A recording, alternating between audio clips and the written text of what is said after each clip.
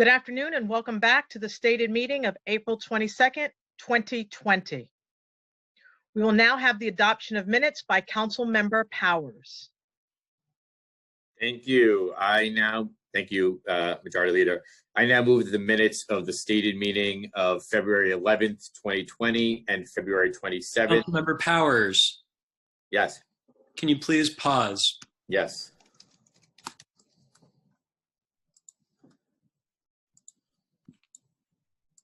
Madam Majority Leader. Yes. I ask that you please state that the meeting will stand at ease. The meeting will stand at ease at this time.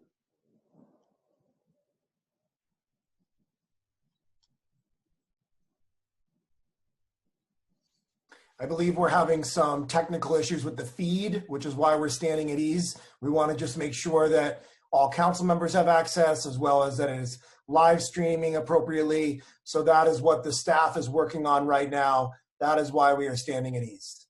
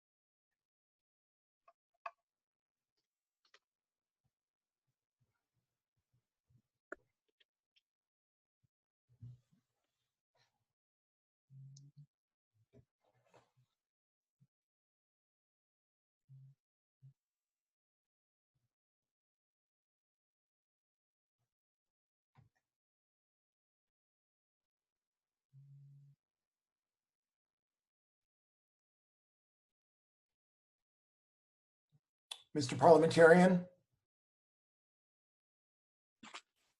Madam Majority Leader. Yes. The technical issues are resolved. You can now recognize Councilmember Powers. We will now have the adoption of minutes by Council Member Powers. All right, second time. I now move the stated meetings of February 11th, 2020 and February 27th, 2020 be adopted as printed. Thank you. Messages and papers from the mayor.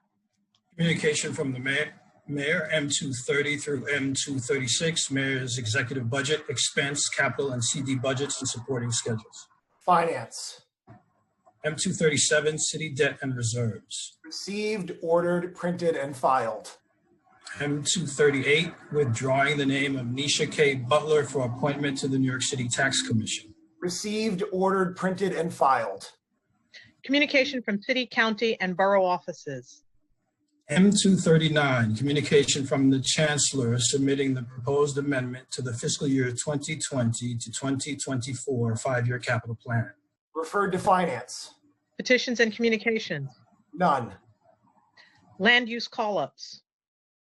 M240, I will now ask the clerk to call the roll for today's land use call-up item. This is just a vote on the land use call-up calendar right now. Adams. Aye. Ampry Samuel. Aye. Ayala. Aye. Barron. I vote aye. Borelli. Aye. Brannan. Aye. Cabrera. Aye. Chin. Aye. Cohen. I vote aye. Constantinidis. I vote aye. Cornegie. Aye. Deutsch. Aye. Diaz. Aye. Drum. Aye. Eugene. Aye. Gibson, I vote aye. Jonai, Aye. Gordenchik, Aye. Holden, Aye. Kalos, Aye. King, Aye. Koo, Aye. Kozlowitz, Aye. Lanceman, Aye. Lander, Aye. Levin, Aye. Levine, I vote aye. Lewis, Aye. Mizell, Yes. Menchaca, Aye. Miller, Aye. Moya,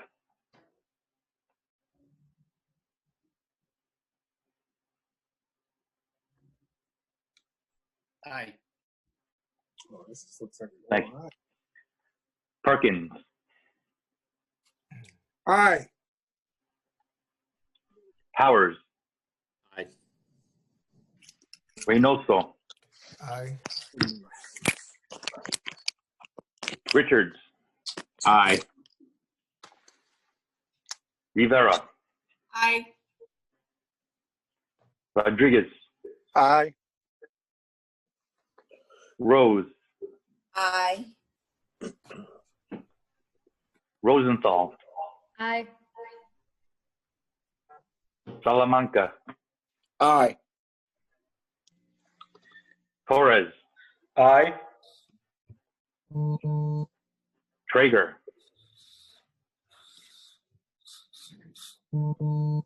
Aye. Ulrich, I vote aye. Vallone, Aye. Van Bramer, I vote aye. Jaeger, Aye. Matteo, Aye. Cumbo, I vote aye. Speaker Johnson. I vote aye. Today's land use call-up vote is 50 in the affirmative and 0 in the negative. Today's land use call-up is adopted. We'll now have communication from Speaker Corey Johnson, and I would like to thank him for his incredible work in keeping this body together and organizing this unprecedented meeting today.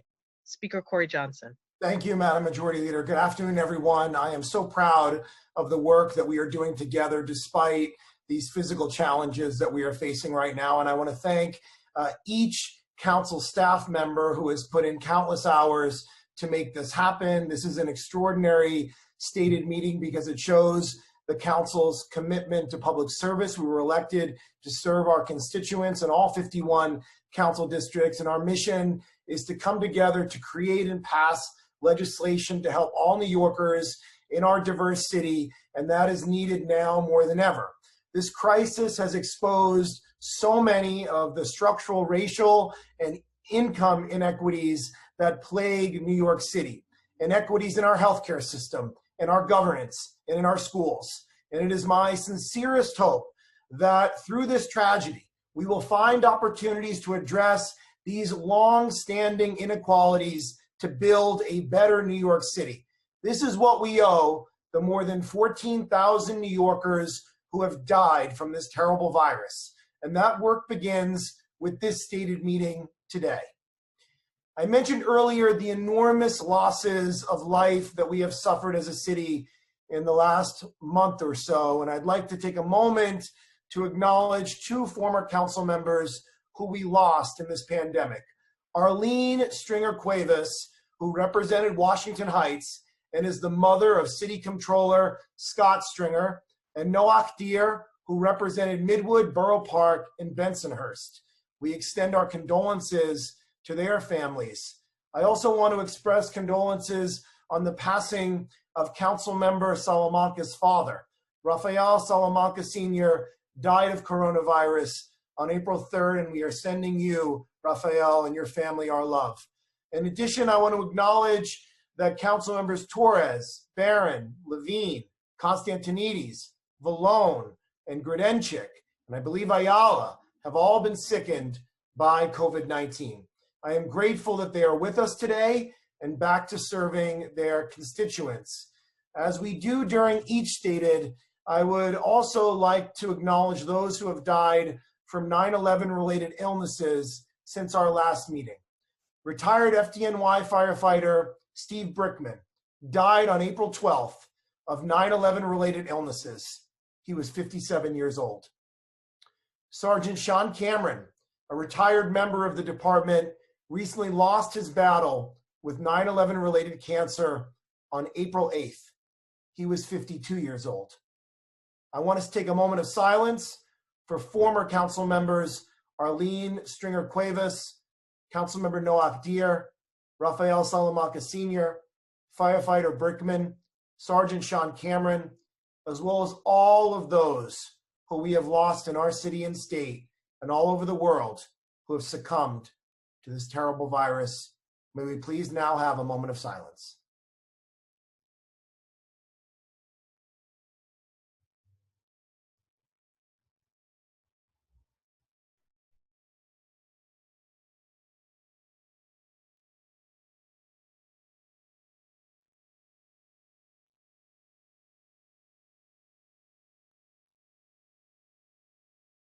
Thank you.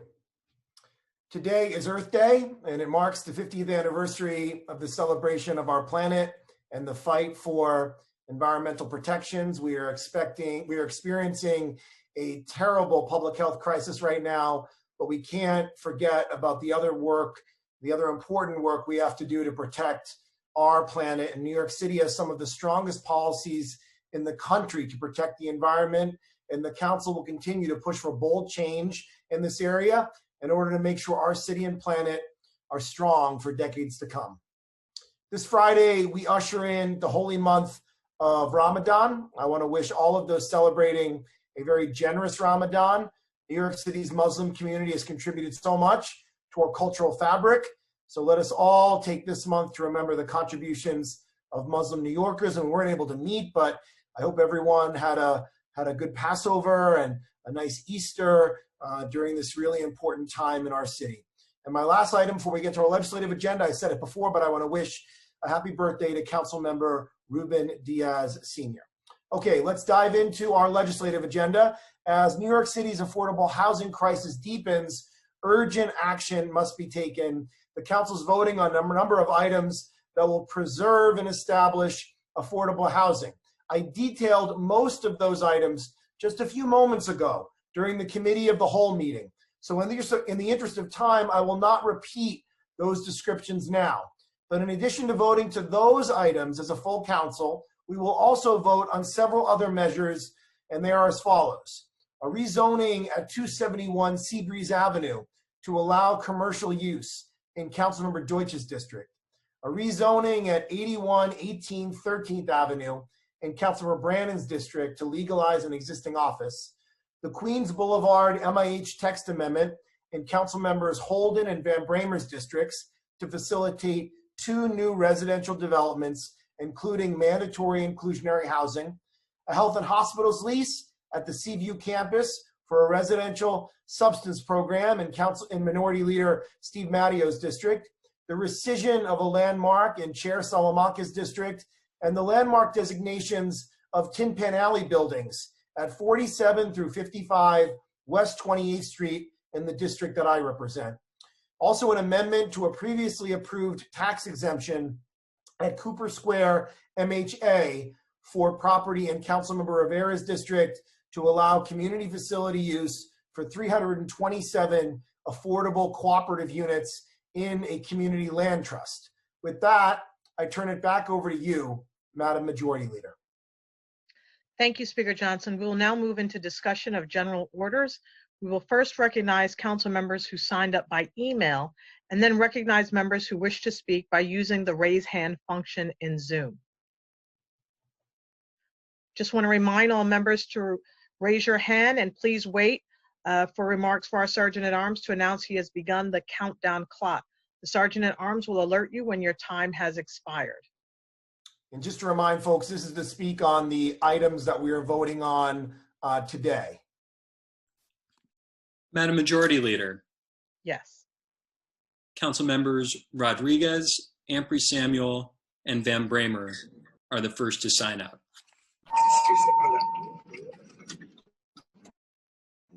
We will begin in the order that was just spoken of. Councilmember Rodriguez, your time is starting now.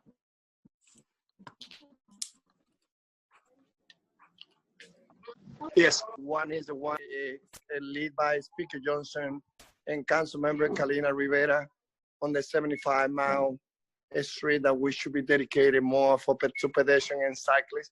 I would like for all of us to join into that effort. Other cities have done it. New York City should do it too. This is an opportunity that as we are celebrating Earth Day, we should show our commitment to dedicate more streets to pedestrians and cyclists. Second, I would like to also say thank you to Councilmember Constantinide for allowing me to be a co-prime in the resolution that we are calling to support Senator Gennaro and Senator Gustavo Rivera, who are looking to get the state legislature to pass a bill and for the governor to sign that will provide free rent for 3 months to tenants and small business owners. Hoy yo quiero, pedirle de que todos apoyemos el paquete de leyes que estamos buscando apoyar a las personas que son víctimas de este coronavirus, entre ellos uno que busca dedicar espacio a la carretera, en el día de hoy celebrando el Día de la Tierra, para peatones y ciclistas, y el otro que es una resolución que junto con los senadores Gustavo Rivera y Gennaro estamos buscando de que la legislación de Albany pase una ley para proveer renta gratis a los inquilinos y pequeños negocios que están sufriendo por el coronavirus. Esperamos de que la legislación vote esta ley y que el gobernador la firme, y le pido a que todos los concejales me apoyen, nos apoyen a Constantinide y a mi persona en esta resolución que busca renta gratis a personas que son los inquilinos y dueños de negocios. Thank you. Madam Majority Leader, I just want to thank you, Councilman Rodriguez. I just want to remind members, we are discussing now, this is a discussion of the things that we are voting on today. For other items of bills that are being introduced, if folks could hold that until general discussion at the end of the meeting, as we always do at the stated meeting of the council, that would be the best time to discuss bills that are being introduced or other items. I turn it back to you, Madam Majority Leader. Thank you. And our next council member that was identified to speak. Thank you, everyone. Councilmember, your time is starting now. In the interest of time, I've posted my statement to social media, and it was in reference to the vote that we just took during the committee of the whole. But thank you, everyone. Thank you. Next. Councilmember, your time is starting now. Thank you.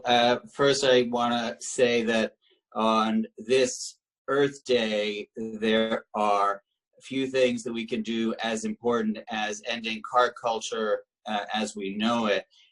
So I wanted to particularly praise Speaker Johnson and Councilmember Rivera for their bill and for their legislation calling for 75 miles of car-free roads in the city during the crisis. But I also want to say that we should begin by closing the south outer roadway of the Queensboro Bridge, which has been an immediate crisis affecting so many people. We can do that, and we should do that already, if not before that.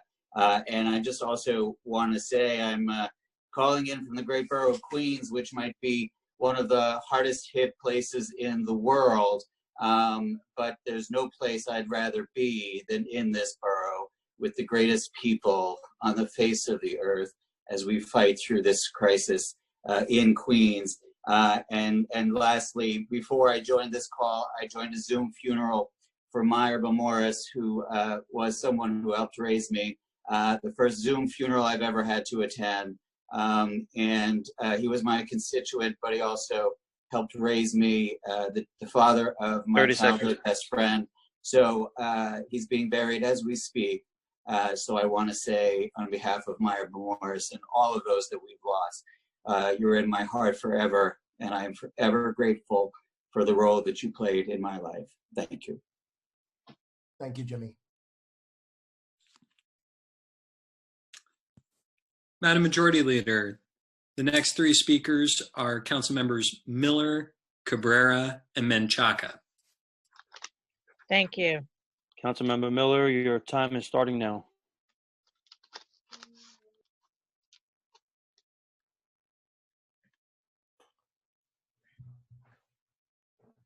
Did we unmute Councilmember Miller?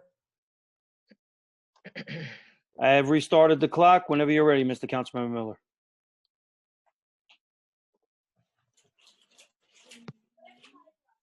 Hold on one second. I don't see.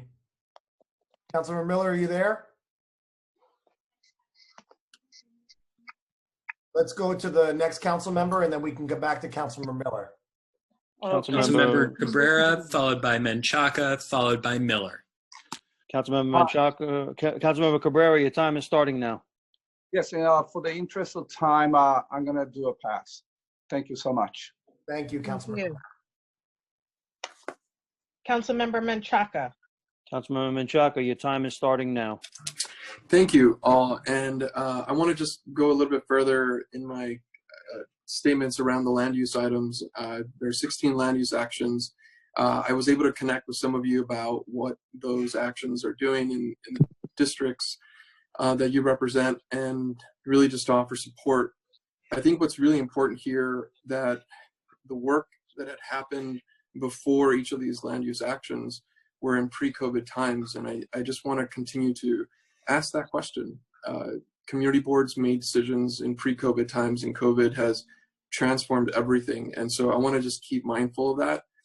The work that our neighborhoods do every day to support that work at the neighborhood level is just so important, and our work to connect to that is great and important as well. So you all know that ULURP is not my favorite thing in the world. I think I have a lot of issues with it in general. So I prefer that we really spend time thinking about it, and we want to think about it with you on the ground. And so with that, I vote aye. Thank you, Councilmember Menchaca. Do we now have Councilmember Miller available? He's not available yet. Okay, who's next? No other members have signed up for discussion of general orders. If Councilmember Miller comes back, he can, of course, make his statement when it is the time to vote during his voting time. Thank you. Thank you. And so we will allow Councilmember Miller to speak at a later time. We will now move on to the report of special committees. None. Reports of standing committees. Report of the Committee on Land Use, LU 617 and Reso 1290, Seaview Campus. Coupled to general orders. LU 618 through 622 and accompanying Resos, Tin Pan Alley. Coupled to general orders. LU 623 and Reso 1296, Landmark Designation Rescission, PS 31. Coupled to general orders. LU 627, 271, Seabreeze Avenue. Approved with modifications and referred to the City Planning Commission pursuant to Section 197D of the New York City Charter. LU 630 and Reso 1297, 13th Avenue rezoning. Coupled to general orders. LU 631, Queens Boulevard text amendment. Approved with modifications and referred to the City Planning Commission pursuant to Section 197D of the New York City Charter. LU 640 and Reso 1298, Cooper Square. Coupled to general orders. Report of the Committee of the Whole. Intro 1854, Downtown Flushing Transit Hub bid. Coupled to general orders. Pre-considered LU 646 and Reso 1299, 1898 Harrison Avenue. Coupled to general orders. Pre-considered LU 647 and Reso 1300, Grace Senior Housing. Coupled to general orders. Pre-considered LU 648 and Reso 1301, HP Morningside Heights. Coupled on general orders. Pre-considered LU 649 and Reso 1302, Turin House. Coupled on general orders. Pre-considered LU 650 and Reso 1303, Schreiber. Coupled on general orders. Pre-considered LU 651 and Reso 1304, East 169th Street. Coupled on general orders.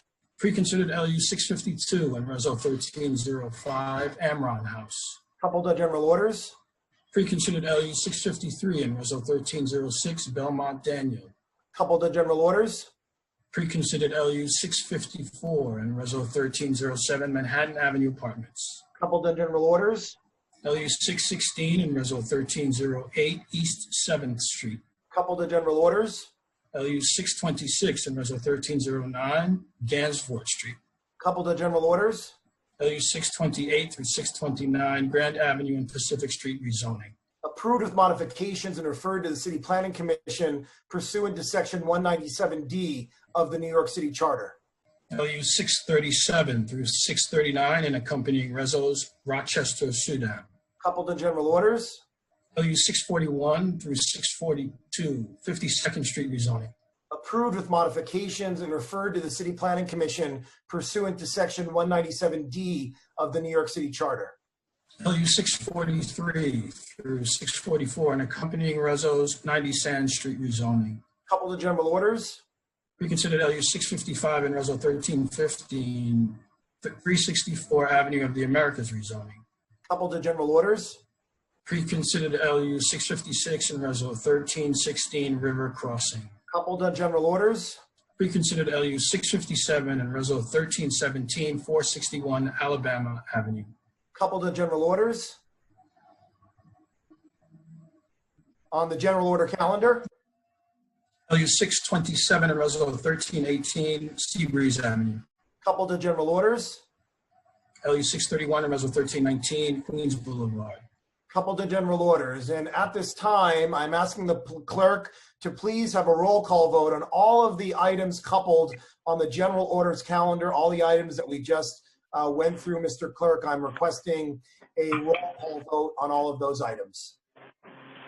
Mr. Speaker. Adam. Yes, Mr. Parliamentarian. Before we begin our roll call vote, I believe Councilmember Miller is now back on the line. We may want to give him an opportunity to speak before voting. Yes, before we vote, I would like to recognize Councilmember Janique Miller to speak. Councilmember Miller, your time is starting now. Oh, I'm sorry. Could we put that to general discussion? Yes, sir. Greatly appreciated. Thank you so very much. Thank you, Councilmember. I request a roll call vote on all the items on today's general order calendar, Mr. Clerk. Councilmember Adams. Aye on all. Ampry Samuel. Aye on all. Ayala. Aye on all. Barron. I vote aye on all, and I do request to be added to the general discussion law. Thank you. Borelli. I vote aye on all. Brannan. Oh, aye on all. Can we please Cabrera. cell phones to vibrate, please? Aye on all, and please add me to the discussion list. Thank you.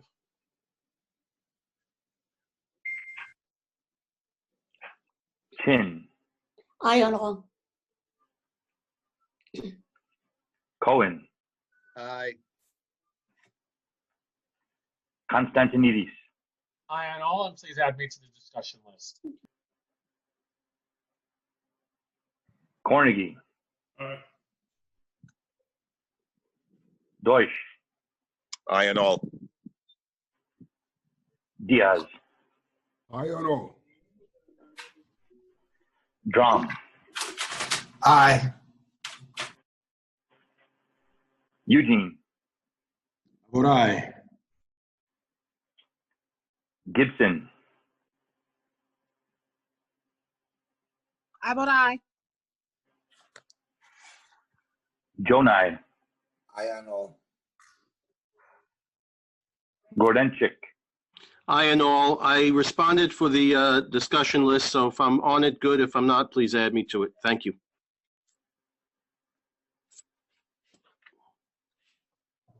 Holden, Aye on all.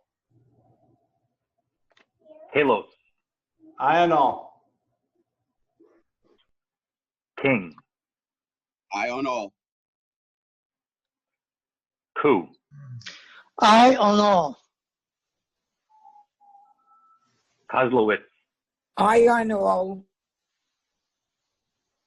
Lanceman, Aye.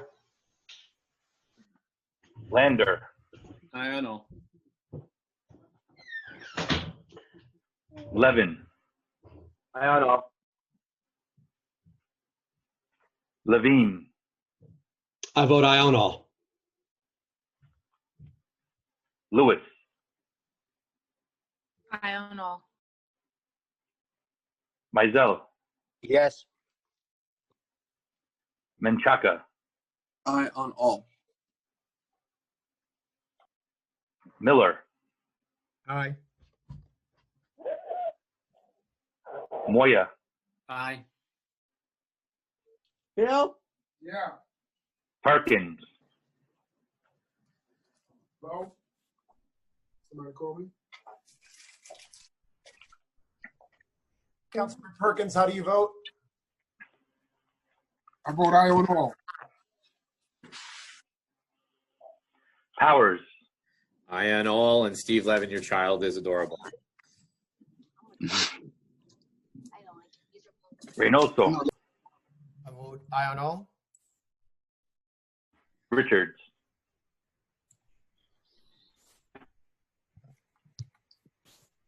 Councilmember Richards. I vote aye. Thank you. Rivera, Aye. Rodriguez, Aye. Rose, Aye on all. Rosenthal, And all. And Councilmember Levin, your child is wonderfully distracting. Thank you.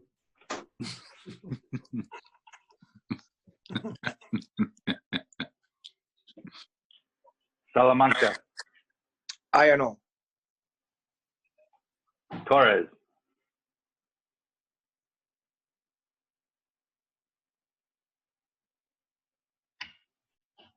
Call Councilmember Torres again. I vote aye. Councilmember Torres. Thank you. Hello? We got it, Yes. Richard. Traeger, I vote aye, and please add me to general orders.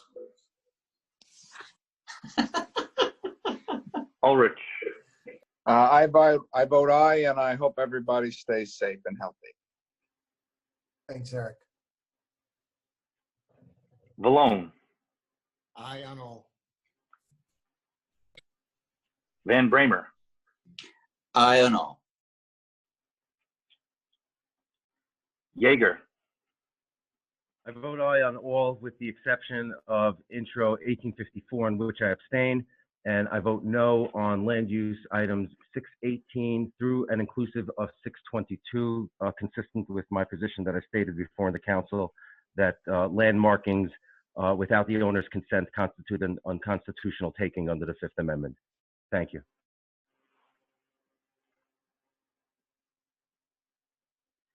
Matteo, I vote aye. Cumbo, I vote aye.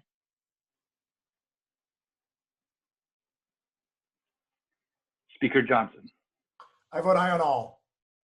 And I ask the clerk to read the results on today's votes on the items on the general order calendar.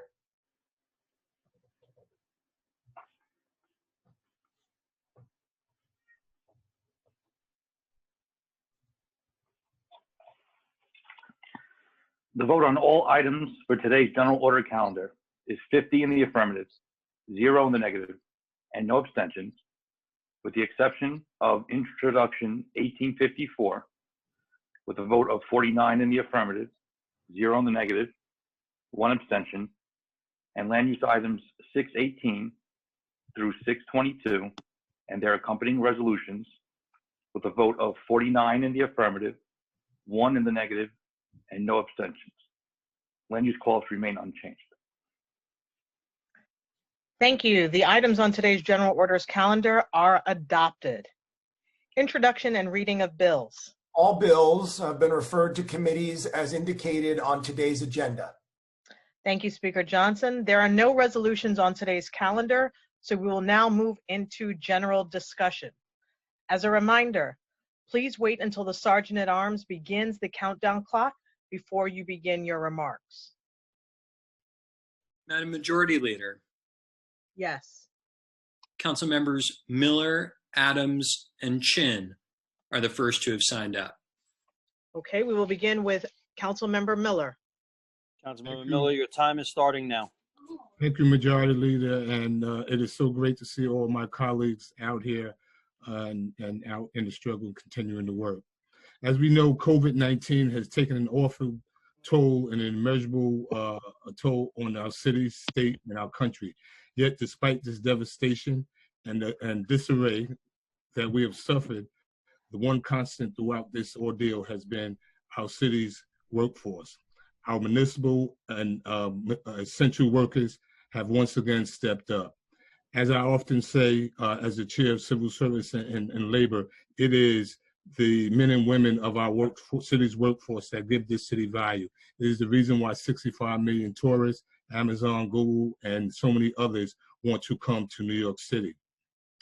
These brave public and private employees have braved this disease with remarkable courage to preserve our health, safety, and our way of life, and have done so through great perils and personal costs of their own. Whether in times of prosperity or crisis, the inherent value of these workers has always defined our city's greatness. The majority of them are among the 5 million men and women of color who represent the council's, New York City's Committee on Civil Service and Labor, and the committee, the council's Black, Latino, and Asian caucus. The sad commentary is that for all that they have given to our city, that we have received far less in return. And they continue to bear the brunt of the COVID-19. 30 seconds. So once again, we emerge from once we emerge from this side of the pandemic, we must commit to addressing and resolving these racial and social economic disparities in the healthcare, transportation, financial, and educational infrastructures within the communities of color, which are not reflections of inner city poverty, but generational and structural racism that persists and government neglect. And so I'd like to wish everyone thank you and Ramadan Mubarak. Thank you, Councilmember Miller. Next speaker. Thank you, Madam Majority Leader. Councilmember Adams, your time will start now. Thank you so much. Thank you, Madam Majority Leader, and hello to all of my colleagues. I miss being in the same room with all of you.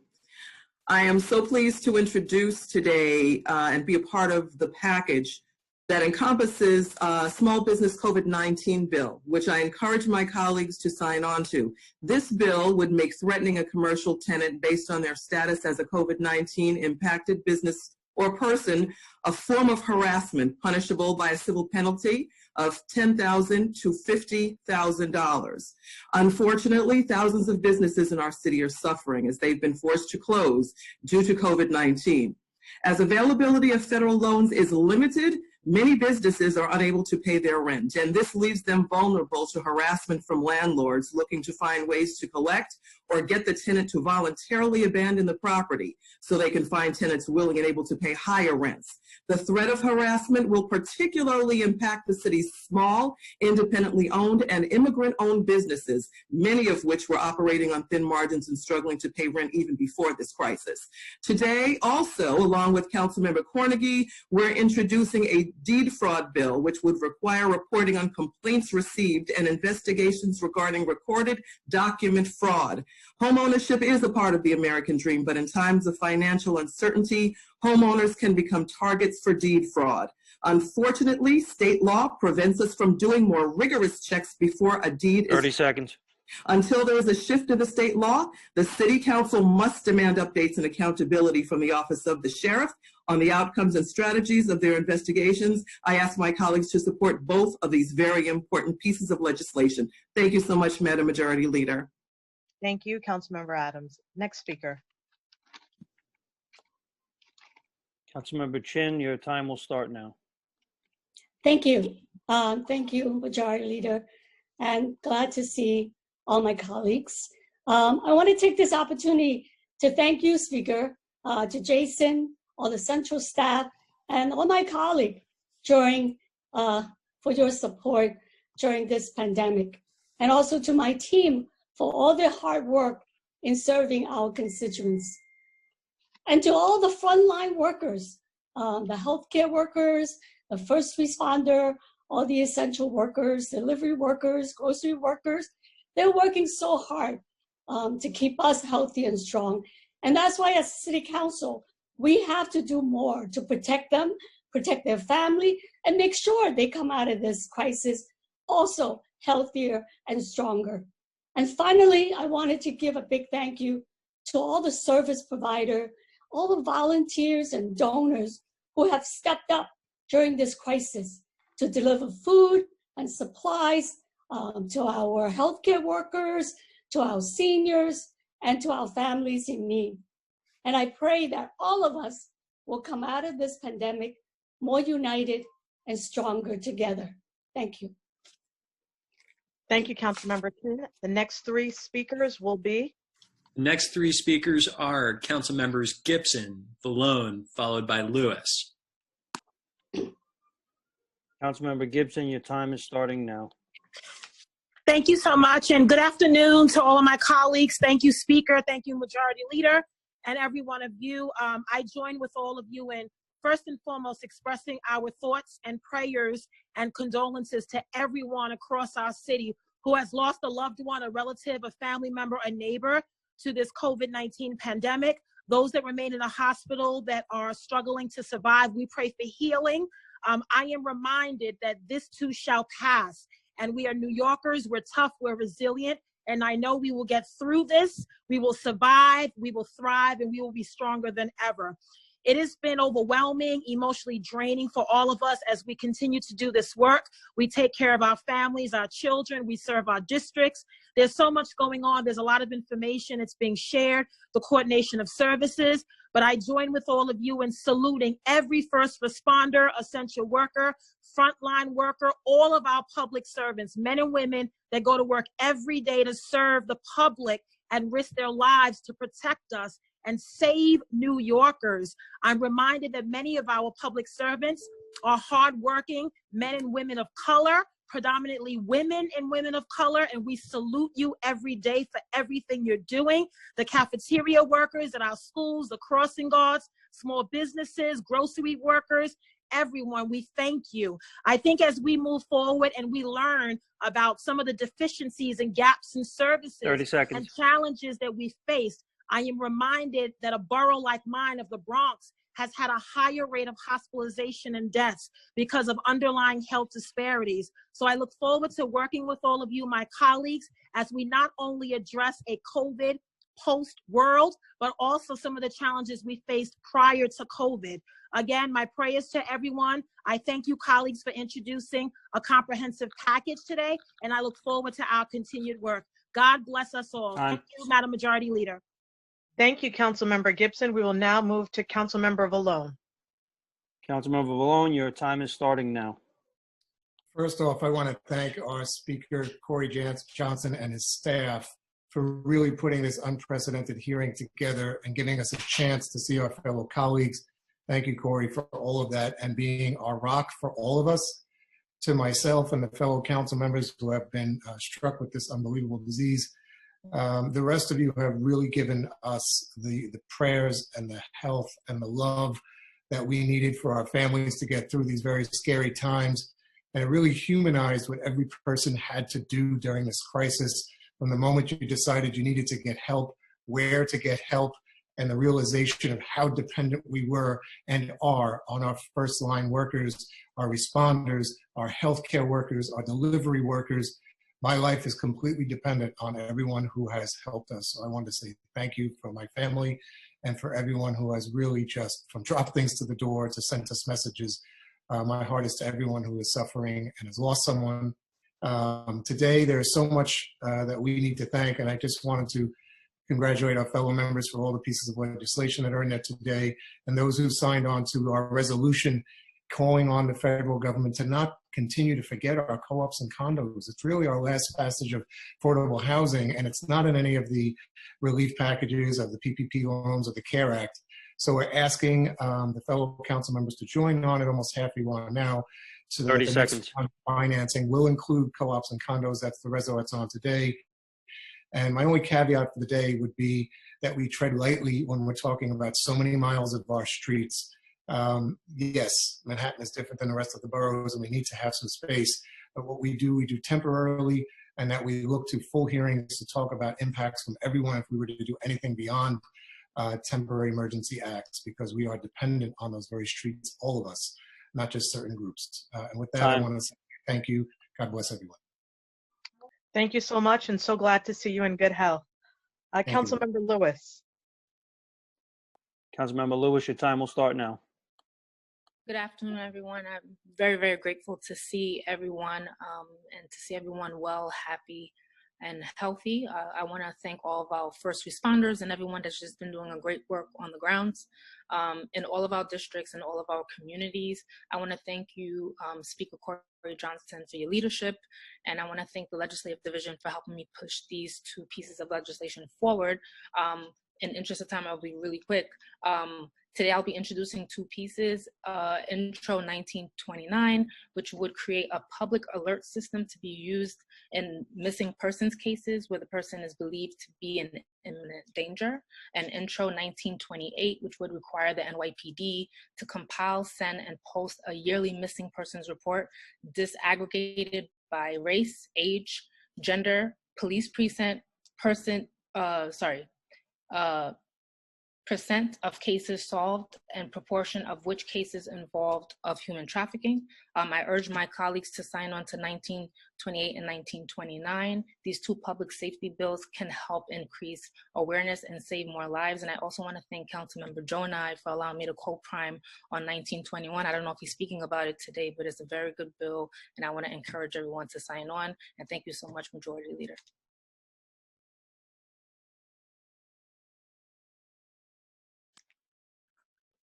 Madam Majority Leader, the next three members who have signed up are Grodenchik, Rivera, and Powers. Councilmember Grodenchik, your time will start now. Thank you very much. I want to thank everybody for their personal concern for myself and my family. This disease is nothing to be trifled with, as many of us have found out, so thank you. I want to thank the Speaker and the entire Council team for putting this together today. It's critical that government function in New York City, and we have shown that that is possible despite what we're going through. I want to thank my own team led by my Chief of Staff, Ari Gershman, for keeping up and helping out many, many people in my district and elsewhere when I was flat on my back.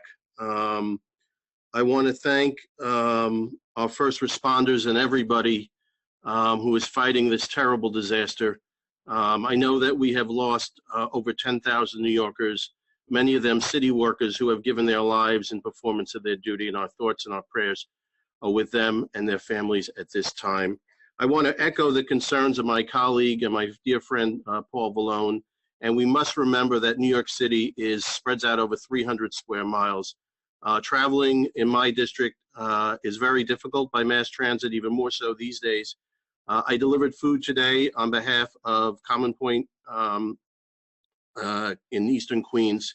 None of the people that I delivered to today would be able to get around without a car. Some of them lived almost a mile from the nearest grocery store. So it's a very large city, and we 30 have seconds. to remember that. Thank you. In sum, growing up, when I was a little boy, we used to drive along the Cross Bronx Expressway visiting family, and vast stretches of our city were burned out in the early 70s. New York City came back because we worked hard and we were smart, and we will get over this, I assure you. New York City is always going to be a place where people are going to want to come to live, to work, to raise their families, and to retire as well. So let's keep our foot on the accelerator. Thank you very much.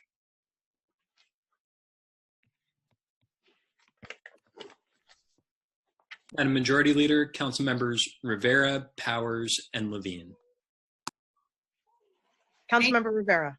Councilmember Rivera, your time will start now. Thank you so much. Thank you, Mr. Speaker. Thank you to everyone out there who made this happen, especially the staff and to all the first responders and workers who are keeping us safe, healthy, and comfortable. I want to just highlight two bills I'm introducing today. First, legislation that would temporarily require the city to open approximately 75 miles of city streets to pedestrians and cyclists during the COVID-19 pandemic in order to provide New Yorkers with more room for social distancing.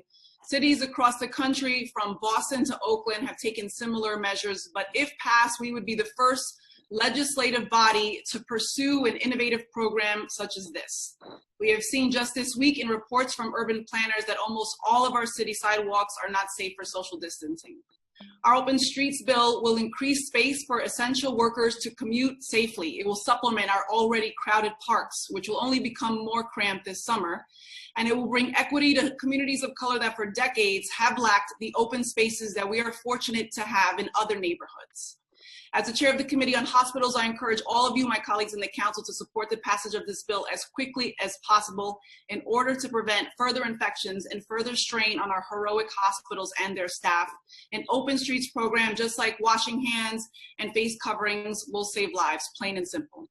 The Speaker and I are also introducing legislation as part of the Council's coronavirus relief package, which will temporarily suspend personal liability 30 seconds. Leases and related rental agreements of businesses impacted by COVID-19. This will ensure city business owners don't face the loss of their businesses and personal financial ruin or bankruptcy as a result of this state of emergency. These businesses are closing and losing weeks of income through no fault of their own, and allowing small business owners to keep their spaces will be integral to the city's ability to recover after the virus. I hope you will join us in co-sponsoring these bills and this coronavirus relief package before us today. Time. Thank you so much. Thank you so much, Councilmember Rivera. Now we'll hear from Councilmember Powers. Thank you. Councilmember Powers, your time will start now. Okay, thank you for the opportunity, and it's good to see everybody again, even in a virtual setting. I do miss everybody here, and thank you for all the good work you're all doing. And wanted to offer some condolences and some prayers today for those who, unfortunately, we've lost along the way in this difficult moment. And I wanted to offer my deepest condolences to our colleague, Rafael Salamanca, for the passing of his father, as well as to Controller Scott Stringer for the passing of his mother, and also remember the lives of many who couldn't be here, including Councilmember Noak Deer, who I know passed last week, many members of the NYPD, many members of the Corrections Department, and 2 folks in city custody who have passed away, and countless many more. They've been devastating to our city and, of course, to their families as well. And I also wanted to send my thoughts and prayers to the family of NYPD Transportation Chief, William Morris, who I know his family is struggling, and he is struggling as well today. We have so much work to do ahead of us to honor the lives of those who have been lost, but also to save lives and to protect New Yorkers' health and prosperity going forward. And the health is our top priority. We all must follow official guidance. But as we think past this stage of the COVID crisis, that means making tough decisions in our city budget. It means making tough decisions about what our priorities will be, but it means being proactive in helping those. For me, that's meant helping. 30 seconds. Yep, helping renters immediately, providing rental assistance, finding creative ways to help people be able to pay the next month's rent. It means that we have to advocate for our small businesses who really need our help, particularly those in the hospitality industry right now who are being hit the hardest. And it means we need to do more in our city jails, where there have been the highest rate of infections. We've lost officers, and we have people that are incarcerated. So I know we have a lot of work to do. I'll stop there. I see my time's up, but I want to thank everybody for their continued leadership here. And I know that we'll be working together in the weeks ahead to make sure New York is taking this very difficult time. Thank you. Thank you so much. We'll hear now from Councilmember Levine. Councilmember Levine, your time is starting now. Thank you, Madam Majority Leader. Thank you, Mr. Speaker, for your leadership, which has been outstanding throughout this crisis. Thanks to all my colleagues for what you're doing in your district and all around the city. It's really quite inspiring. As all of you know, we are about to build an entirely new public health system to prepare us for the next phase of this virus and our fight against it. We are going to have to build a system of mass testing and contact tracing, quarantining, hoteling, isolating, transporting patients, telemedicine, IT. It's almost the equivalent of starting an entirely new city agency, as big as ACS, maybe FDNY. We've never done anything like this in city history. Thousands of employees. It's going to be an extraordinarily challenging undertaking, but it's what we need to do to restart our economy and to get back to something remotely like normal. This is going to touch every one of our districts, especially communities of color, which have been disproportionately hard hit in this crisis. And every one of us needs to have a role in shaping this and delivering it. Our communities need to be engaged in designing this new public health system. CBOs need to be engaged in delivering these services. So my call to all of you is, let's work together on this to make sure that the failures of the early stage in this crisis nationally are not repeated here in New York City when we have one more shot at containing this horrible virus. Thank you very much. Thank you so much, Councilmember Levine, and so glad to see you as well as your family doing better. Next three speakers. Madam Majority Leader, the next three speakers are Council Members Menchaca, King, and Eugene. Councilmember Menchaca. Councilmember Menchaca, your time will start now. Hi, colleagues, and hi again. The coronavirus continues to be incredibly impactful, widespread across the economic. We just heard about the health stuff from Councilmember Levine. And immigrant New Yorkers, particularly those who are undocumented, they have incredible vulnerability in this conversation. And yet these undocumented workers and immigrant families are largely excluded from state programs like unemployment insurance and the federal relief cash payments that are, and we're supposed to help workers who lost their jobs or got their hours cut. And so my question to us here and to everyone at home, what will the state and the city do to help our immigrant friends and families and neighbors and colleagues? And so the governor and the mayor have already said that they're not interested in using government funding for this. But I'm sure that they know that the undocumented immigrant communities contribute $40 billion a year to New York State's gross domestic product. It's according to the Fiscal Policy Institute report. And further, they pay more than $1 billion a year in state and local taxes. So again, I gotta ask, what are we gonna do? And what are we gonna do as a council? Meanwhile, the ISIS still terrorizing our communities. They're holding people, including pregnant women, in detention facilities as we are told to stay at home 30 seconds. and practice social distancing. So with all this, I just want to keep asking ourselves, what are we going to do? And let us not forget that democracy, we cannot assume democracy even in this time, and that the democracy is about participation. And I'm hoping that everyone stays engaged, re-engages, whether you're a community board member, a student, an immigrant, a day laborer, no matter what language you speak or sexual orientation or gender expression, whatever, we need your help. Time's up. To maintain this democracy. Thank you all. Thank you so much, Councilmember Menchaca. Now we'll hear from Councilmember King. Councilmember King, your time is starting now. Thank you, Majority Leader and Speaker. Thank you for leading today's conversation and your leadership through all this craziness that we're trying to manage. I just want to offer prayers to all the families who are suffering through this pandemic. More importantly, to all of my colleagues, all of us here who are dealing with this in our neighborhoods, in our hearts, and in our households and outside of our households, and praying for strength and health for everyone. I just want to add my voice to Peter Vallone. Paul Vallone, I want to thank you for allowing me to be a co-prime with you with the resolution, making sure that our condos and our co-ops are not forgotten in this, all these fiscal stimuluses that are coming down, and making sure that we take care of those residents. Co-op City, which is the largest NOC in this country, they're suffering right now. So even as we're talking about a COVID package that will make sure essential workers get raises, they're going to have challenges meeting those financial burdens. So I want us to continue to have these conversations and make sure that we can protect everybody, small businesses, big businesses, housing, and so forth. But I also want to lend my voice. Debbie Rose and I, Councilmember Royce, Well, the challenge of making sure that summer youth this summer have something to do. We know that the speaker, as you mentioned, the conversation has been about ending it. I'm asking us, maybe we can call on the federal government to do a summer youth stimulus package and making sure children are funded and they're doing something during the summer, whether it's a school project or something to keep them engaged because of the fiscal responsibilities they have to their homes. I'm asking if we can look at something like that and continue that conversation with our youth.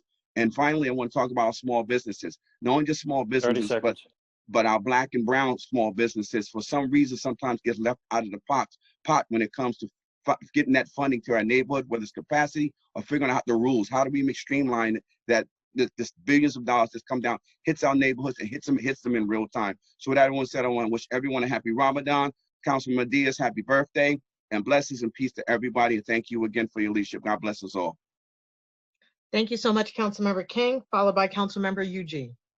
Thank you very much, Madam Majority Councilmember Leaders. Eugene, your time will start now. Thank you, Madam Majority Leaders.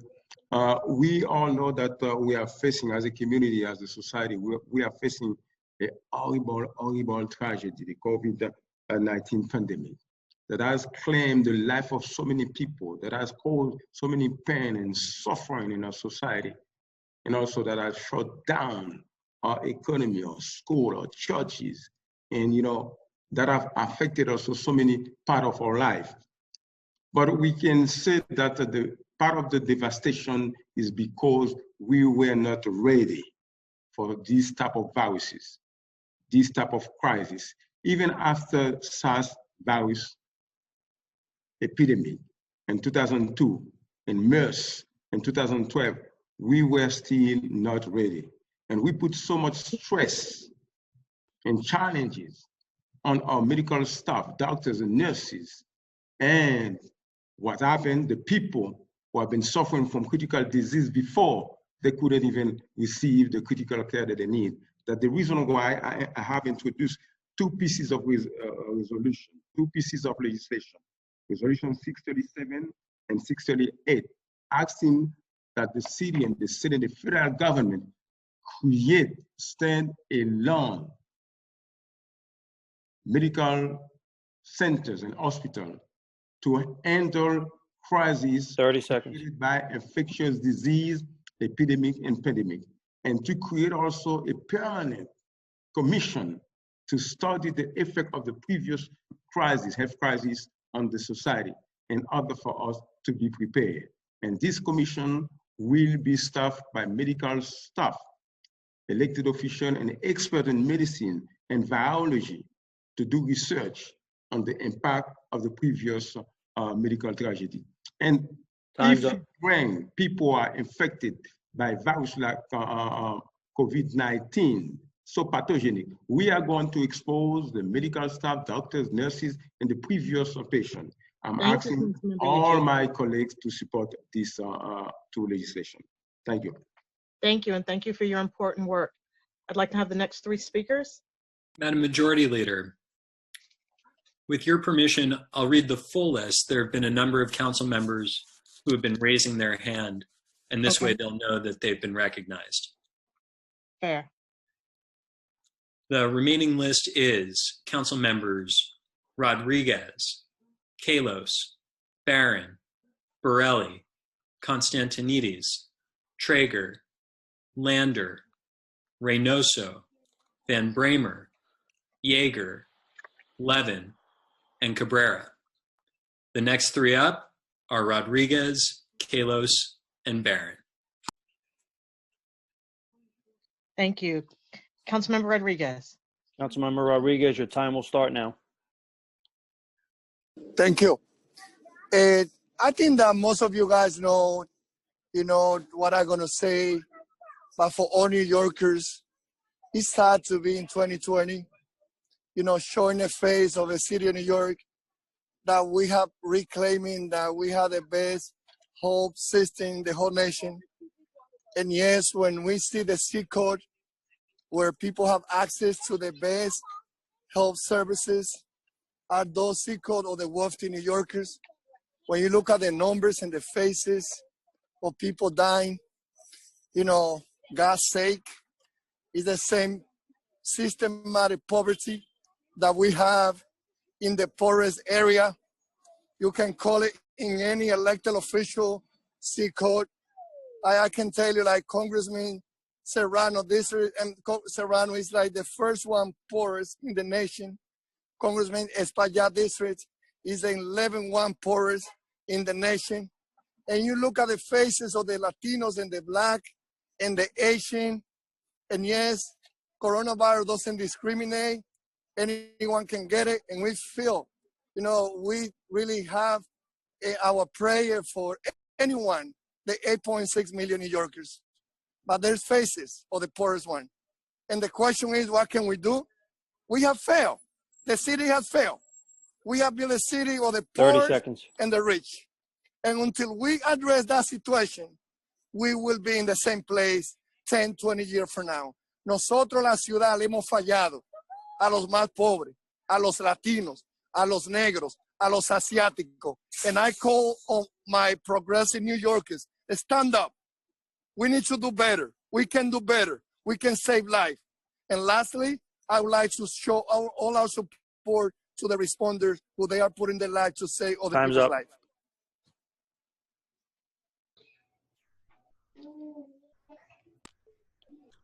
Madam Majority Leader, Council Members Kalos, Barron, and Borelli.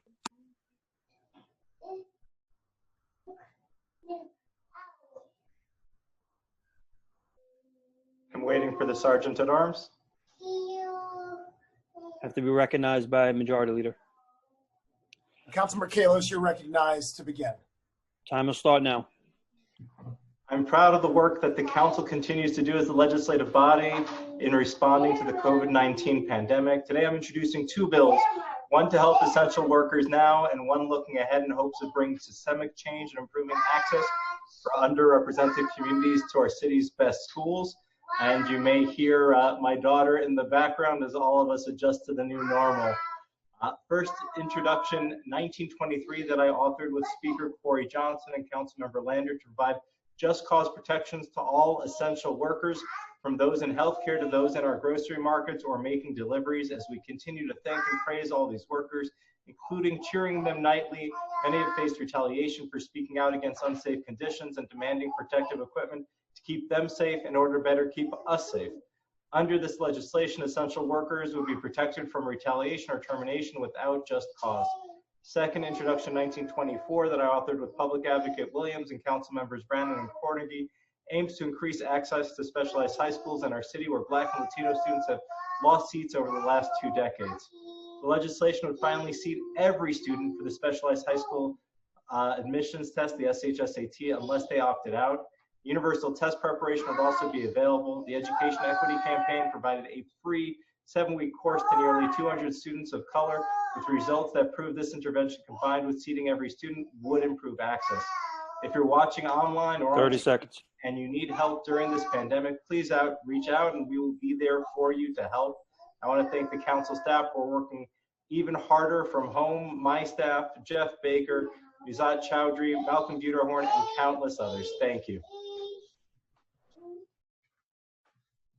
Thank you. I believe we lost the Majority Leader. Lance, who's next? Council Members Barron, Borelli, and Constantinides. Councilmember Barron. Councilmember Barron, your time will start now. Thank you. It's good to see all of my colleagues. You're looking well. Glad to see you. I want to thank the speaker and all of those who worked to make this a reality. This is my first big Zoom conference, and I'm so glad that we're doing something that's so significant. I also want to add my prayers and condolences to all who have been impacted by this, whether you were diagnosed with it or you had someone else was diagnosed. As you may know, Charles and I did have it. We have recovered, although we have not been in the house in about 45 days. We're still staying in. And we want to thank all who have been supportive of us. I also want to mention Minister Abdul Hafiz Muhammad, who passed, and Father Lawrence Lucas, who passed also. This COVID is colorblind, yes, but the systems that operate in this city and in this nation are not colorblind. And the inherent racial inequities that are manifested in our health disparities, in our underfunding through the educational system, through the low family wealth that exists, through the businesses that are so greatly impacted, and through the digital divide that we see are results of the systemic, historic racism on which this country has been founded. And we hear people talking about that, and we want to make sure that when we come through this, we don't have a worse situation in the aftermath, such as what we saw in Katrina. So I want to encourage everyone to be able to be mindful of making sure that we come out at the other end, we're at a more equitable place. And I want to encourage you to support the Higher Education Committee as we appeal for CUNY to freeze tuition and to maintain the ASAP program, which is nationally recognized, and to implement the food program, which the speaker had so graciously started, and to continue the LINK program, because our children are going to be devastated when they come back to school in September. Thank you. Thank you, Inez. I'm glad you and Charles are better. Yes, we're better. Thank you. Councilman Borelli. Oh, sorry, the majority leader's back. Thank you, Councilmember Borelli. Councilman Borelli, your time will start now. Thank you. I think there was a misunderstanding. I didn't put myself in to speak, but while I have the conch, I just want to say that I hope the council continues to take very direct and deliberate action in supporting line-of-duty death benefits for all essential workers whom we had asked to go to work during this crisis. The MTA took a very positive step in being the first sort of organization to guarantee these for their members. But there are a lot of, correction employees, teachers, nurses, and all sorts of people, EMTs. There were 2 more EMTs that died in the last 24 hours. So please, let's take some definitive steps towards easing the mental burden that potentially leaving one's family destitute must be on the shoulders of some of our essential workers. Thank you. I agree, Joe. Thank you. Thank you. Councilmember Costa Constantinides. Councilmember Constantinides, your time starts now. First, I just want to thank all of my colleagues for all the good wishes to my family, and to really thank all of the frontline workers, essential workers, healthcare workers that have been doing an amazing job under unbelievable circumstances every single day. This is Earth Day today, as the speaker talked about, and last year we passed some very big legislation, and it wasn't about the goals, it's about what those goals mean. We're seeing the impacts of environmental racism and pollution in our environmental justice communities every single day, exasperated. The asthma rates are the breeding ground for COVID, and we're losing lives in those communities. We need to act more boldly. We need to continue to move our agenda forward. We need to move our city forward in a way that protects our environmental justice communities in the long haul, because it is literally life and death. Those communities are the ones that are most impacted. They are the ones that have been bearing the brunt of COVID, and we must continue to do more. So I agree with the speaker, as he talked about in his opening, about needing to double down on our efforts around environmental justice, around environmental work, and ensuring the health of New Yorkers in the long term. And lastly, I'm glad to work with Councilmember Rodriguez in introducing the resolution in support of Senator Gennaris' bill to cancel rent in this critical time. We need to make sure that with all of this that's going on, that no one is losing their homes, no one is being put into debt, and we need to protect all of our New Yorkers from the consequences of what is going on. Thank you. Thank you so much, and so glad to see you doing better. Councilmember Traeger. Councilmember Traeger, your time will start now. Thank you, Majority Leader. Thank you to the Speaker, to the staff, to all my colleagues. I extend best wishes and speedy recoveries to all of us and all of our communities that have been greatly impacted. And thank you to our staff, both central and all of our member office staff, who have literally signed thousands of seniors up for deliveries, meals, for helping with unemployment insurance. Our staff is doing amazing work. I want to thank them all, and thank you to the Speaker's staff for keeping democracy going in this crisis. Of course, I want to extend our heartfelt appreciation and thanks to our healthcare heroes, our emergency first responders. And I want to note for the record that there are hospital executives hiding out in mansions in Florida or in the Hamptons, while EMTs in New York City who are dying, putting their lives on the line, still making $35,000 a year, seeing great pay disparity. We must address that once and for all. And I want to just clarify something for the record. We keep hearing city, state, federal leaders keep referring to schools as being closed. I want to clarify that the work of our educators continue. I speak not just as an education chair, but as a former public school teacher who speaks to my colleagues. It would take me a long time to map curriculum for the year ahead. The work of our educators has been nothing short of extraordinary. To those educators who have lost colleagues, who are grieving in their families, in their school communities, we see you. The fact that our educators have put together curriculum maps online in this new era of remote learning in under a week or 2 weeks, we see you. The fact that you're still teaching and educating while taking care of your own families and grieving losses, we see you. The fact that you're doing wellness calls to your students, checking in on their wellness at home, we see you. The fact that educators are raising money from their own pockets to feed their kids, to feed their students, and to buy them clothes, we see you. And I hope my colleagues, we see them and we hear them in the budget process. Thank you, Mr. Speaker, for your time. Thank you, Councilmember Traeger, and thank you for your passion and your persistence. I'd now like to call on Councilmember Lander, followed by Councilmember Van Bramer. Councilmember Lander, your time is starting now. Thank you, Majority Leader, and thank you, Speaker Johnson. A big thanks to the staff who made this possible, and I also want to echo to my own staff who are just working extraordinarily hard. Colleagues, it is unbelievably powerful to be with you right now. These are some of the darkest times that we will live through, some of the darkest times of any generation, and we're seeing extraordinary pain and anguish in the families who are suffering, in the workers who have to be out there, and people who have lost their jobs or afraid of losing their homes. But we are also seeing some incredible courage, some of the most courageous action we've ever seen, obviously in our emergency rooms and in our hospitals, but by so many of our essential workers as well.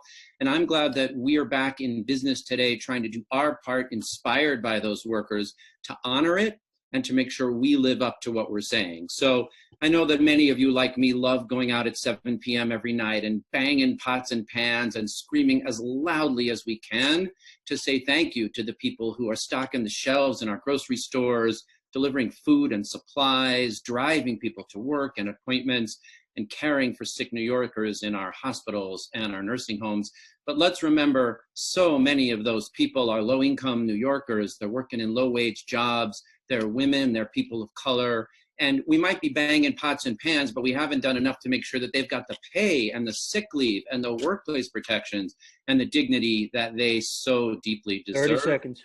So I'm proud today, along with the Speaker, Councilmember Kalos and Councilmember Cumbo, to be introducing the New York City Essential Worker Bill of Rights, which will go beyond cheering to make sure that our gig workers have paid sick leave, that workers can't be fired for speaking out about health and safety conditions, and making sure people get some extra pay if they are working for large companies and having the courage to go out and work in this period of time. It's a powerful piece of package of legislation. I really hope you'll join us. Time's up. Thank you very much. Thank you so much, Councilmember Lander. And I stand corrected. We have Councilmember Reynoso, followed by Councilmember Van Bramer, and then followed by Councilmember Cabrera. Councilmember Reynoso, your time starts now. Thank you. I also want to make sure that I thank the Sergeant at Arms for all the work they're doing and participating in keeping everything in order. To Lance, we're big process geeks, so love the parliamentarian role. And again, to all the staff, including my staff, that is working hard during this this pandemic. I want to make sure that I state, while this virus sees us all the same, the inequities in our communities have made it very clear that there are certain types of groups of people and folks of socioeconomic status that are being treated unfairly or inequitably in our system. And I think it's going to be extremely important moving forward that business is not done as usual. We are able to start righting the ship of inequity after this crisis. And I hope that many of our colleagues start drawing a line as to how exactly we're going to do that. it is very clear that our neighborhoods of South Bronx, North Brooklyn, and Southeast Queens have the highest rates of asthma in all of the city. And it is and because of that, it is why they're dying at a higher rate than anywhere else in the city. So I think it's very important that we start having these conversations and not concede or compromise in making sure we drive ourselves out of this inequity.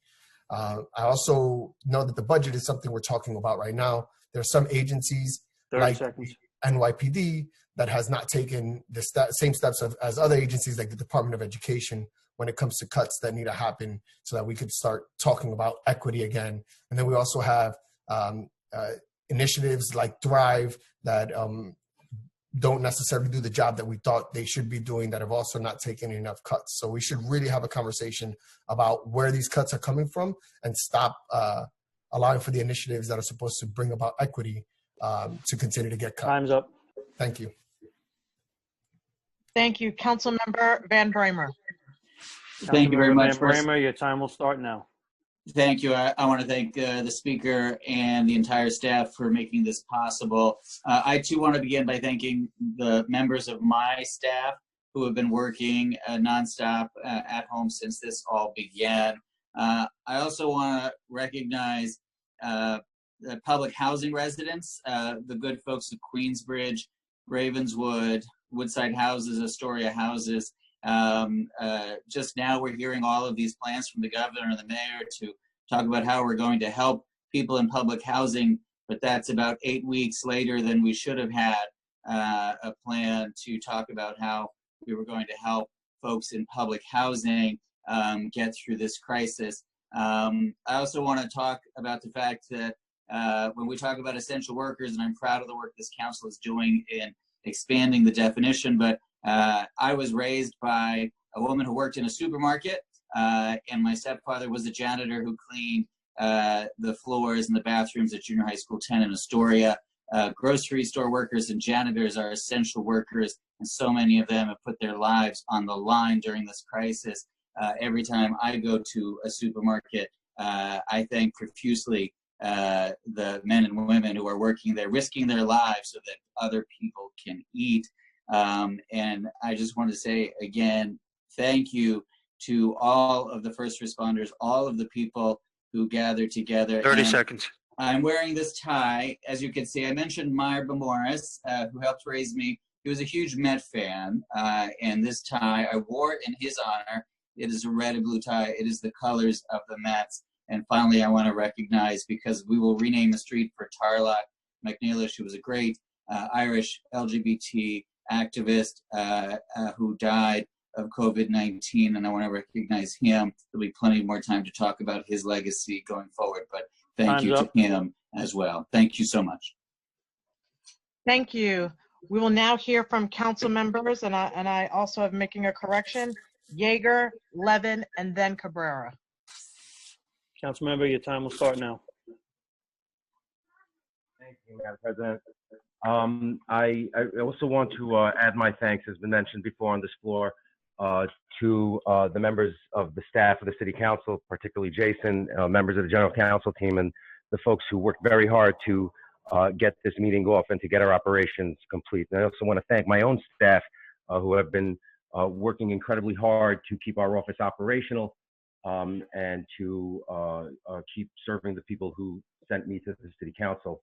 I think I would be remiss if I don't take a few seconds at least to honor, in more time than I have available, he deserves, my predecessor, Councilman Noah Khdir, Justice of the Supreme Court, who was taken at the prime of his life, somebody who had given so much to his community, somebody who was a friend of mine, and a friend of so many, and who was a leader in our body for 18 years, was elected to the City Council when I was still in my single digits, and I've known him practically my entire life, and it was a shocking and tremendous loss, which is not to belittle the losses that all communities in this city have seen. We have all lost so many. My grandmother passed away last week, Monday. The Novominsker Rebbe, who was a giant in Torah Jewry, who gave so much of his life to help build our community here in America, was taken from us prior to his time in a tragic way. 30 seconds. My own Rosh Yeshiva of Ger, Rav David Alevsky, and of course, this needs to be mentioned, the dozens and dozens of names that I know, people who were able to escape the brutality of Hitler and the Nazis, and who were survivors of the Holocaust, and whose numbers I touched on their arms, who have lost their lives in the last several days and weeks. And I honor their memory, and I will continue doing that. Thank you, Madam President. Thank you, Councilmember Yeager. And we will now hear from Councilmember Levin and then Cabrera. Councilmember Levin, Thank your you, time Madam. will start now. Thank you, Madam Majority Leader. I just want to echo my colleague's sentiments in extending our condolences to everybody that has lost a loved one, everybody who has gone through a painful illness. This has been one of the darkest hours that our city has ever known. And it is devastating and heartbreaking for all of us, and we extend our love to everybody in New York City who is suffering today.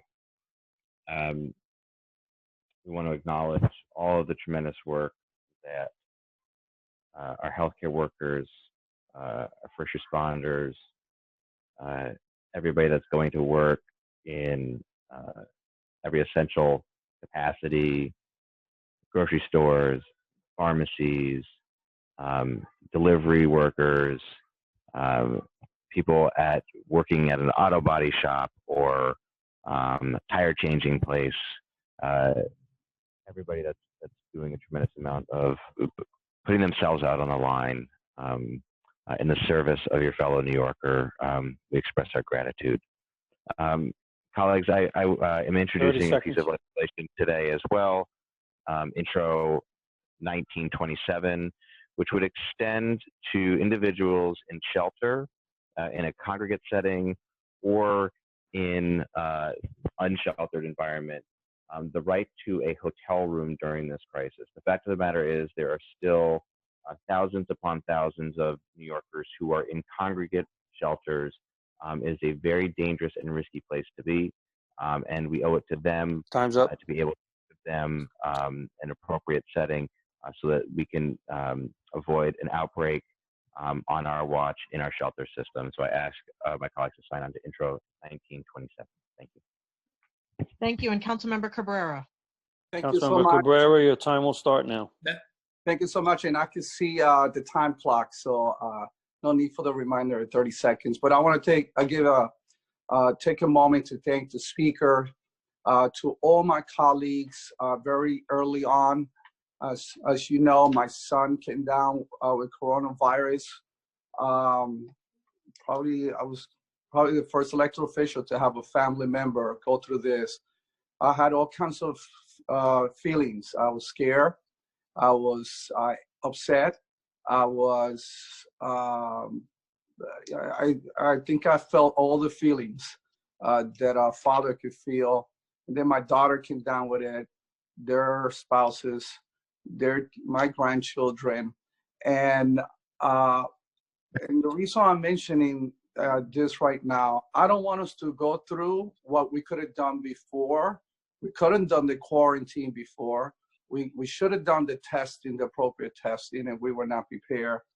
And so we're talking about inequities right now. Let me just say that I'm hopeful that we're not waiting until this is over for the inequities to be taken care of. We need to address them now. Now that we're going to have antibody tests, they're already started.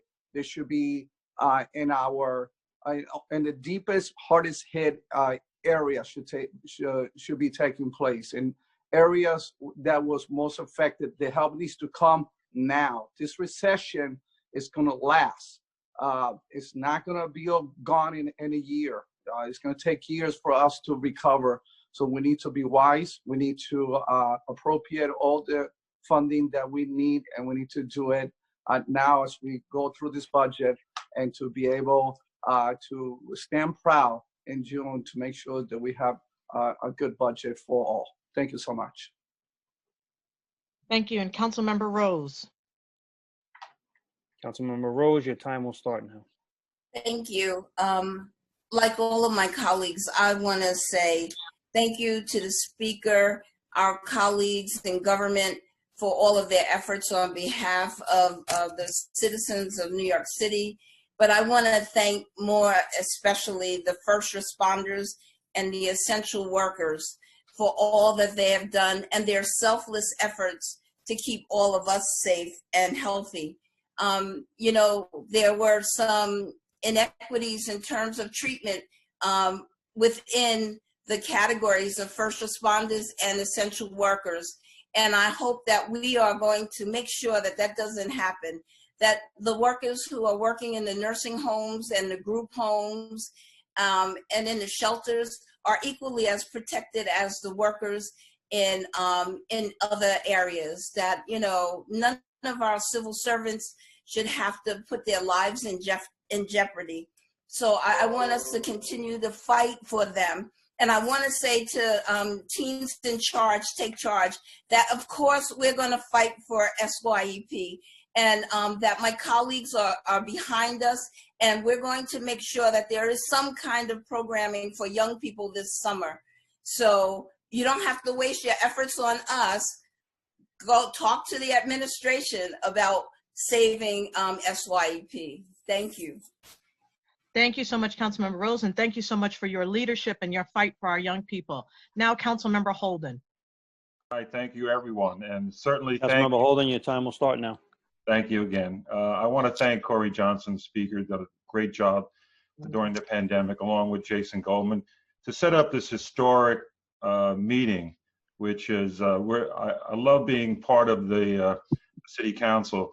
But doing this is such a task, I can imagine, and I want to thank them again. I want to thank my great staff who are working really hard during this pandemic, and it puts a lot of stress on everyone. But also, I want to just mention about the people who have lost loved ones. And right now, I have a lot of cemeteries in my district, and we're seeing a lot of funerals, but the cemeteries have cut back on their burials because of the lack of staff. So they need help. I wrote to the mayor, wrote to the governor a number of times to try to get the out of work construction workers to help out in the cemeteries and get paid for it. Because we're waiting now, families are calling me, they're waiting 2 and 3 weeks for funerals.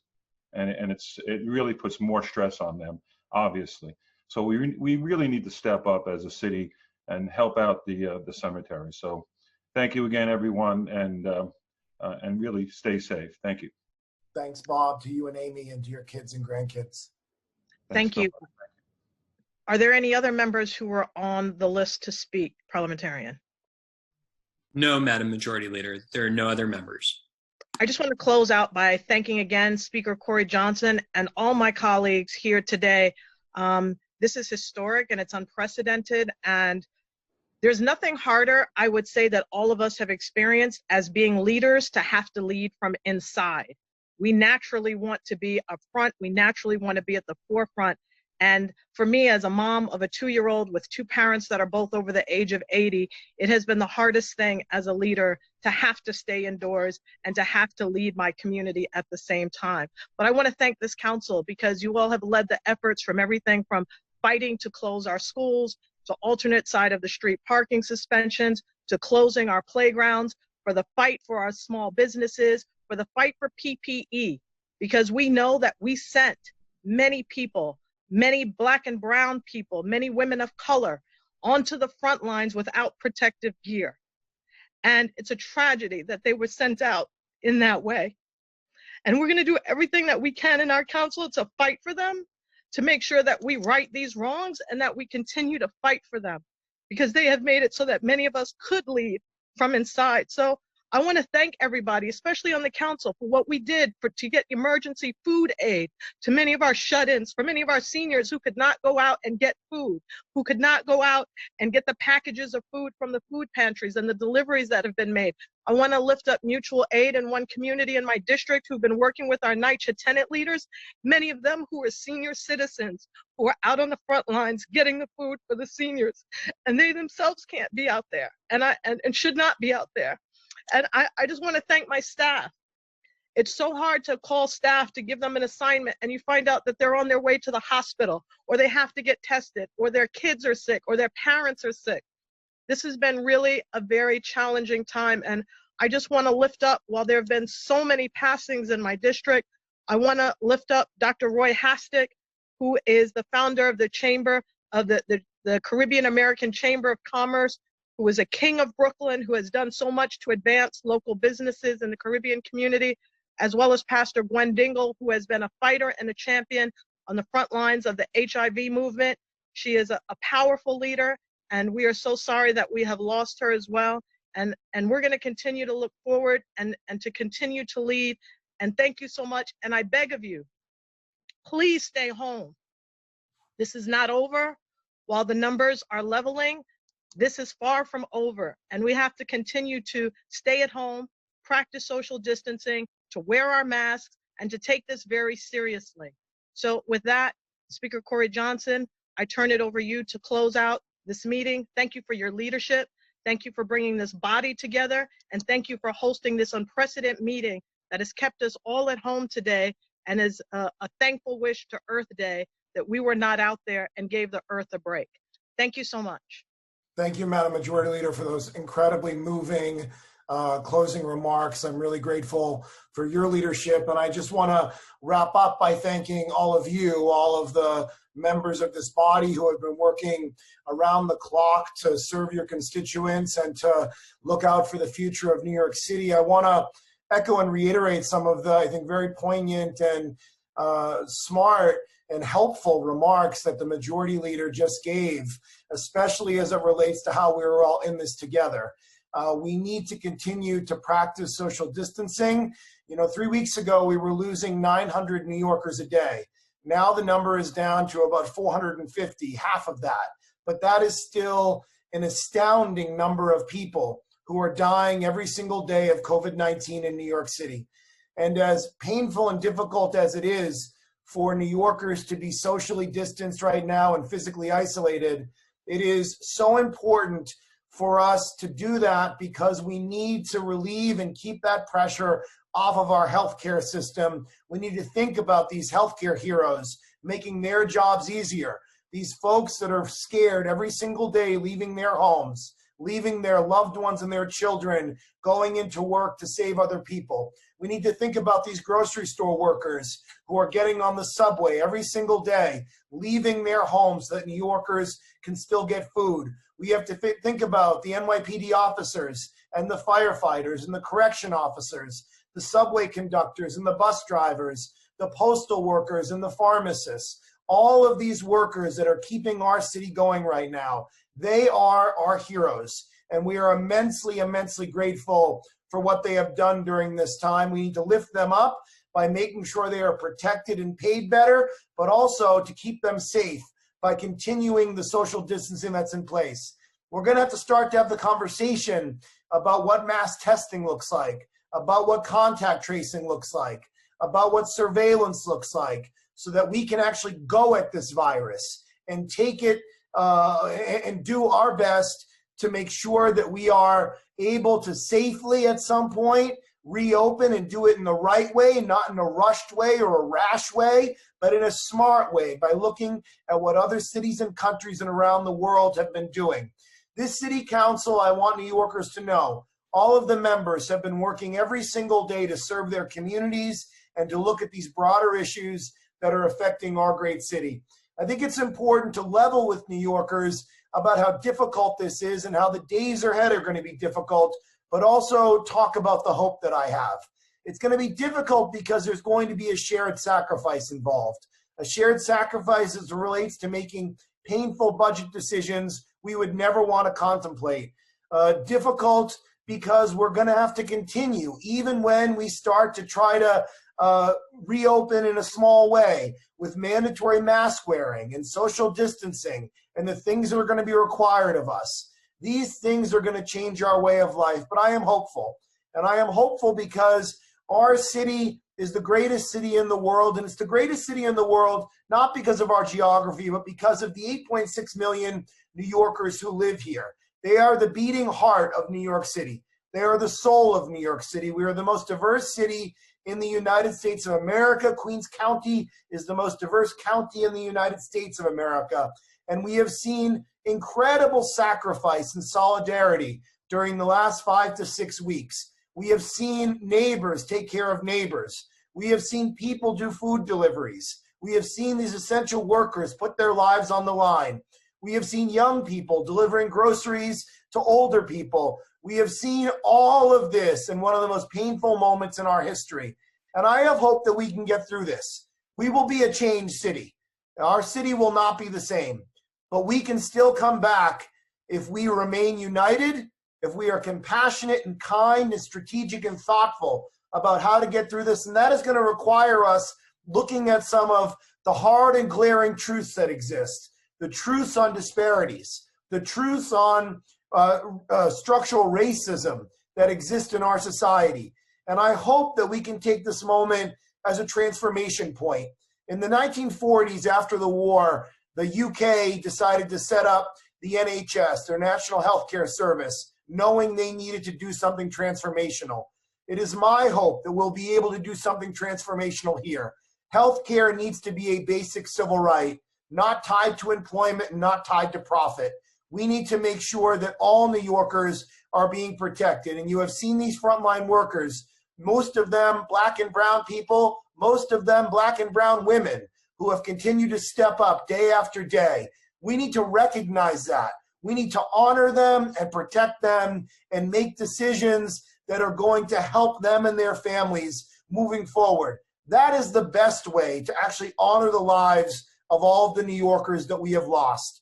Our North Star in this budget process and moving forward is to take care and protect the most vulnerable, to ensure that we are doing right by all these families that have lost loved ones and the families that continue to sacrifice every single day. These glaring holes in our social safety net when it comes to housing and food and healthcare and wages are more glaring than ever right now in the midst of this pandemic. But if we stay united, if we stay one New York, just like we got through the fiscal crisis of the 1970s, just like we got through 9/11 together, just like we got through the Great Recession together, and just like we got through Hurricane Sandy together, we can get through this. But we need to look out for our young people and our seniors and our public housing residents and our healthcare workers and our essential workers and all of these folks that are counting on us. That needs to be our North Star.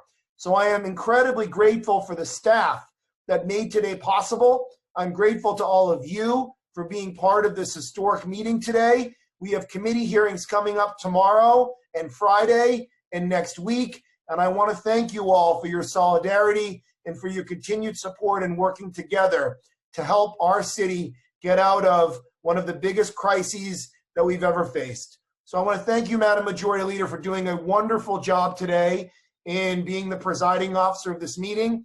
I want to thank Lance Polivy for being our parliamentarian and doing a great job. I want to thank all the sergeants who have been on the call, led by Carl D'Alba, our Director of Security. I want to thank Jason Goldman, my Chief of Staff, and all of the central staff members at the council and district office members who have been working remotely, serving constituents, getting us up and going, drafting bills, working on the city's budget. We have been working around the clock, and we will continue to do that.